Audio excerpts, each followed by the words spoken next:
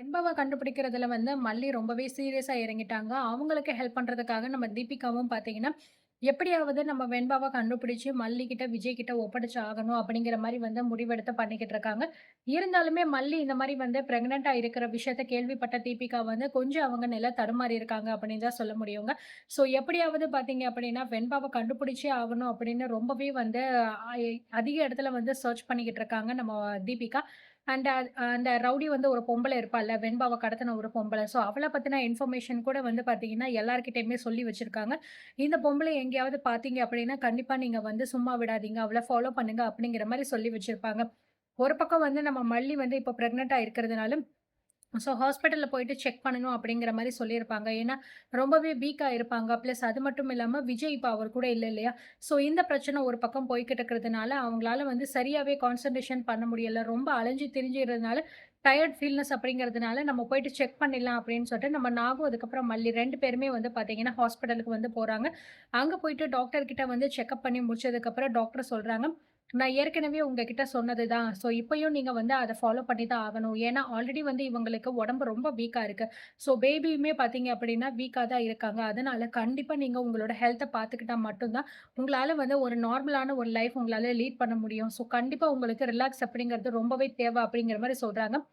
புரியுது டாக்டர் நீங்க சொல்றது எல்லாமே. பட் ஆனா இப்போ நான் இருக்கிற சிச்சுவேஷன் அப்படிங்கிறது அந்த மாரி இருக்கு. ஸோ என் பொண்ணு காணாம போயிட்டா. நான் அவள தேடுற வேலையில தான் இருக்கேன் அப்படின்னு சொல்லும்போது, புரியல உங்களுக்கு பொண்ணு இருக்கா? அப்படின்னு சொல்லும்போது, ஆமா மேடம் எனக்கு ஒரு பொண்ணு இருக்கா. அப்படின்னு சொல்லும்போது, ஸோ அப்போ இது 2ண்ட் பிரெக்னன்சியா அப்படின்னு கேட்குறாங்க.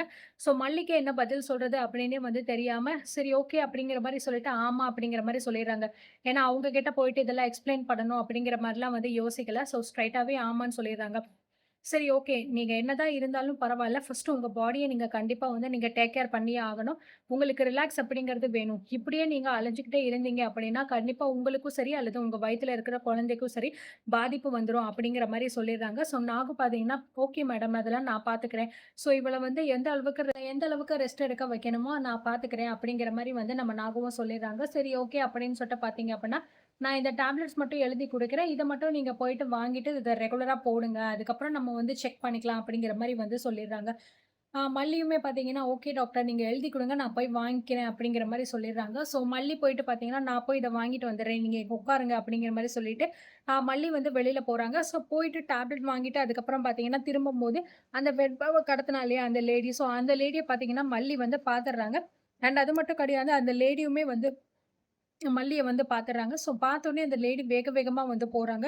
ஐய்யய்யோ! இவ வெண்பாவோட அம்மாவாச்சே! இவ போய் நம்மள பாத்துட்டாளே! எதுவும் பிரச்சனை வந்துருமோ! அப்படின்னு பயந்துகிட்டு வேக வேகமா ஓடுறாங்க. ஆ மல்லி அவங்கள பாத்துட்டு, இந்த பொம்பளைய எங்கேயோ பாத்த மாரி இருந்துச்சே! ஒருவேளை இந்த பொம்பள அந்த ரவுடி பொம்பளையா இருக்குமோ! அவளா தான் இருக்க வாய்ப்பு இருக்கு. நம்ம போய் அவள தேடுவோம் அப்படின்னு சொல்லிட்டு